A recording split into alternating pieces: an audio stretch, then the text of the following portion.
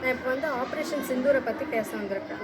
Operation Sindoor வந்து எப்போ நடந்துச்சு அப்படின்னா 2025 மே மாதம் 7ஆம் தேதி வந்து இந்த ஆப்ரேஷன் சிந்தூர் வந்து நடந்துச்சு.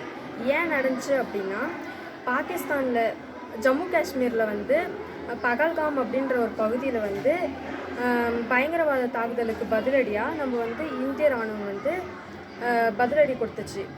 இதுக்கு வந்து 2 பெண் அதிகாரிகள் வந்து இதில் வந்து கலந்துருக்காங்க. யார் யார் அப்படின்னா, விங் கமாண்டர் வியோமிகா சிங், அதுக்கப்புறம் கர்னல் சோஃபியா குரேஷி, இவங்க தான் அதில் ஈடுபட்டவங்க.